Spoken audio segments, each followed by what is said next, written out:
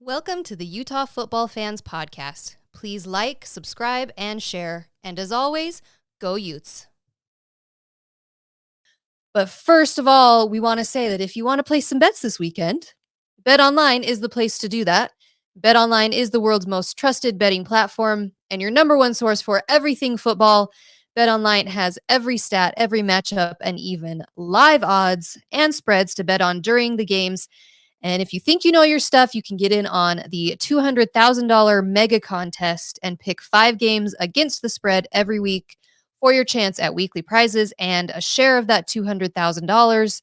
And then when the game's over, head to their online casino, get in on a game of blackjack or poker, or unwind with one of their slots games. Which would you choose for that? Blackjack, poker, slots? I would go with the, I don't know, poker. I'm going poker. Okay. Gary's going poker. Head to their website today to get in on the action. Bet online. The game starts here. We play ASU this Friday night. 8:30 p.m. 8:30 p.m. What did Whittingham say today? That the forecast is like 97 at kickoff? So what is it? What's their time? 7:30? Are Are they our time? Arizona's tricky because they don't do daylight savings. So I never know if they're the same as us or if they're off. So I actually don't know. It could be our same. I'm just thinking, whatever it is, it's supposed to be 97 degrees at kickoff. At kickoff. That sounds horrible.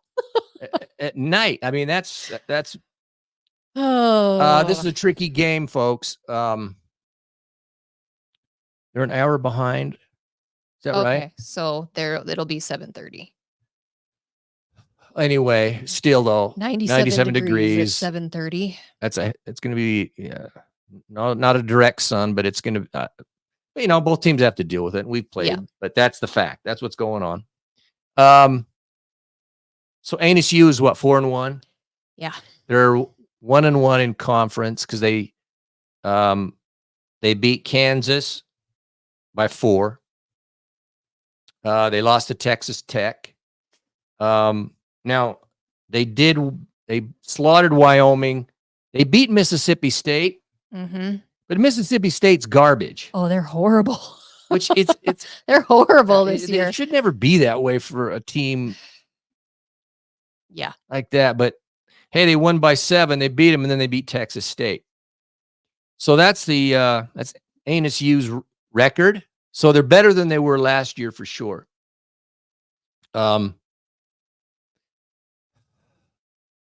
Do I think we should go in and win? Absolutely. But I think we have to, like what said, if we don't go and execute and get back to Utah football, we could very easily lose this game. That's going to be rough if that were to happen. So, everyone's aware of it. Utah's aware of it. ASU, man, they're right in the mix like everybody else still. So it's a matter of whose will's going to win. So, let me here's what I know about ASU, and maybe some folks in the chat have some insight as well, but they are a run-heavy team, by the way. Oh, yeah. Okay, and Levitt, who's their QB, we actually recruited the guy. Yeah. He's very athletic. He's a dual threat. And like what Witt said today is he's very much a Chase Hansen type guy.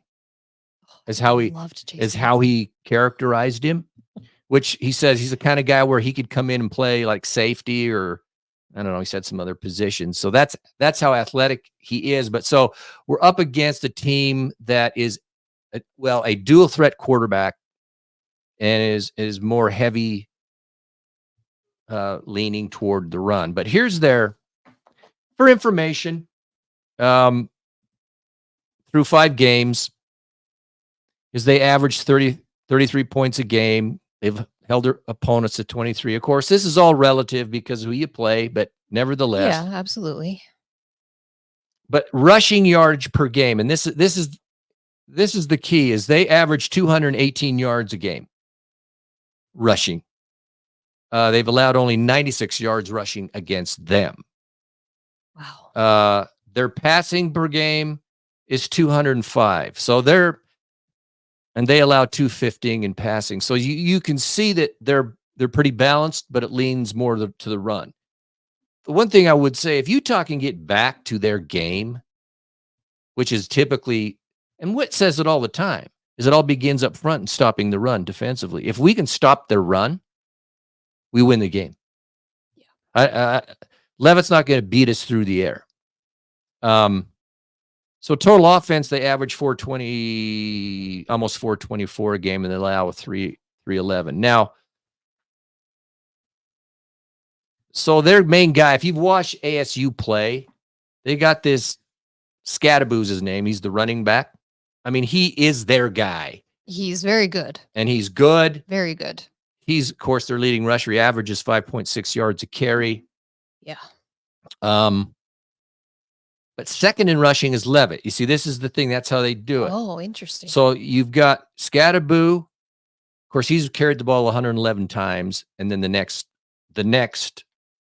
with 49 carries is Leavitt. So he is that dual threat, as I said. And so he can run. And when he does, he averages 5 yards a carry. So that's where, but it's Scadaboo. Then what's interesting, and then receiving, as I said, what was it, 200 yards, something like that.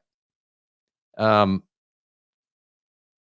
have a guy who averages, he's only caught the ball 20 times in 5 games. Yeah. And then their second leading receiver is Scadaboo. So this is their guy. Witt said they had some good receivers, but Scadaboo's the guy. He's going to run the ball. He probably catches out of the backfield, stuff like that.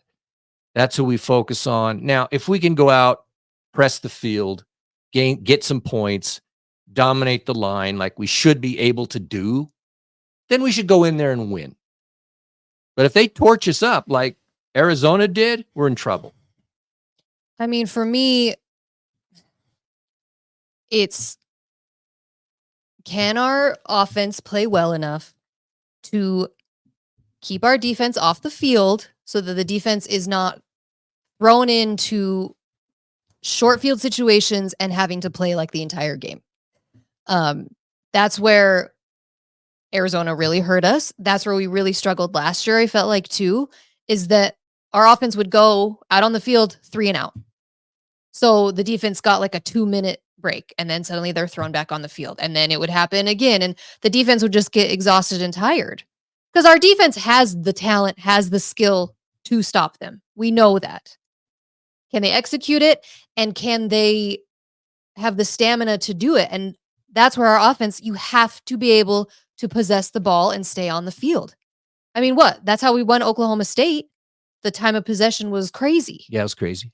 And so, obviously, offensively, we have got to score points. Red zone production, we have to get in the end zone.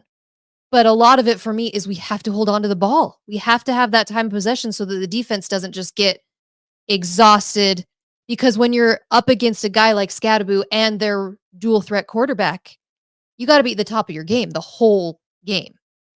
Yeah, we control them, we'll control the game. Yeah. That's how they play. I mean, it's a tough game, and Arizona State, it's like, last year we blew them out, right? When they were in Rice Eccles. Am I remembering that right? Somebody in the chat tell me. Yeah, we did. We killed them. We killed them. But we have had plenty of times where we have to play them in their stadium where we struggle. So this game does make me very nervous, let alone all the struggles we're having offensively. This game makes me nervous. What was I going to say? But I don't know that Arizona State has been tested necessarily this season yet. I mean, well, I guess not, but they're 4-1. It's like every team. I mean, they're 1-1 in conference, and we're 1-1. Kansas is horrible. How about Texas is 3-0? Texas Tech, rather. Yeah, Texas Tech is. You kind of don't know. Yeah, 55. Yeah, 55-3. I mean, it was an unbelievable blowout. So but can we do that again, please? I don't see that happening again. But they're improved. And is it Dillingham? Yeah. What is he? How old is that guy? 35, maybe? Oh yeah, he's very, very young. He's a lot of energy. Good coach. Here's a question though: doesn't Arizona State I saw the one guy get ejected for targeting. Don't they have two? Is it two guys that are going to have to miss the first half? Yeah, there's two guys. I can't. I think a linebacker, and I don't know who the other guy was. I think. Come on, Utah, get in there and score some dang points in that first half. Let's take advantage, please.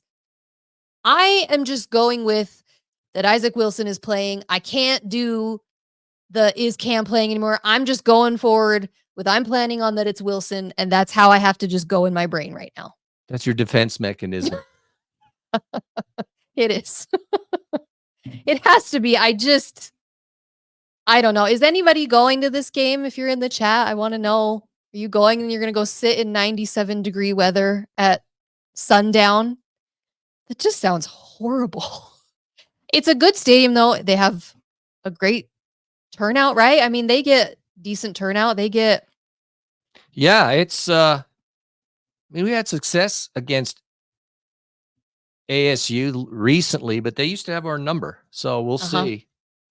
Remember Daniels, the guy that went to LSU and Heisman, and now he's in the NFL when we tore him to bits? Pretty sure we took him to town, didn't we? It was so nice. Okay, so last week here, I just found this interesting. So last week we talked about the total QBR rating, and we explained what it was. Yeah. It took more into account, not just passing. Yeah, it's all the different things. It's a different things. What happens while you're on the field, sacks, touchdowns. It tries to give you an overall score of how just your total influence of a game. Okay. And again, we look at it because Witt prefers this over as far as quarterback ratings to other ratings. He prefers the QBR, so we go with it. It's interesting in the Big 12, and this is just for information, which, I don't know, but the top QBR rating. So, and I read it, roughly 75 and above is good to excellent, roughly like that. Okay. If you get a QBR rating 75, you're a decent quarterback, and then as you go up, you're good. Things below it, you're not that great. Okay. So overall speaking, 75 is where you want to be. Now I could be wrong, but I've read that in a couple of places, and maybe people know more. But hey, Robertson, who's the Baylor quarterback, has the top QBR in the Big 12. In the Big 12, what is it? He's 85.5. What? So again, you'd have to look at his numbers, his percentage, touchdowns, mistakes, errors, sacks, da. And you know what though? When you look at Baylor, he's not the guy that's losing games for him. Yeah. That still shocks me though. Boneheaded coaching stuff. Well, but yeah. I don't get it. But second is Sorsby from Cincinnati. Okay. Green at West Virginia. Hoover at TCU. He's at 70 or 80. Becht, Iowa State. Johnson, K-State. Bowman, he's at 68. See, now we start dropping off. Shedeur Sanders, all world, is 67.3 QBR. Because the guy, I mean, he's a baller. He throws the ball. It's 7-on-7 type football. Yeah. And they make these plays and whatever. But if you look at his total game, he gets sacked a ton. Okay. And he makes mistakes and things happen that are negatives. And then I think they can get away with it because they're so explosive. But if they play solid football teams that take advantage and can control you, that's the weakness. I'll skip him. But 11th in the Big 12 is Leavitt, QBR. He's 64. And just for I found interesting is Fafita with Arizona is at 46.1 QBR after all their games. That's insane. It's because he lit us up. Yeah. Sort of. He only had 200 yards, but he made the big plays. But he had like an 85 QBR or whatever when he played us. Yeah, that was good. But hey, that's his season. And then just so everyone's information, you can take it for what it's worth. But Isaac Wilson is 14 out of 16 with a 44.2 QBR. So that's as much good as he does, but his freshman stuff overall, in the overall picture, this is where we're at. Just for good information, and there you have it. All right. Well, I don't know. I can't I don't even want to predict this game. I don't. Yeah, I'm predict. What's your score? What's the score? What's my prediction? Okay, here's my prediction. It's 31-17 Utah. That's the truth right there. That's the truth. 31-17. If we can get to 31 points, that'd be fantastic. 28-21 Utah. Ooh. I just don't know. Ugh. Come on, Utes, please. Come on. Let's get back on. Seriously, just get the Utah ball rolling ball. again. Just Yeah. execute what you know how to do.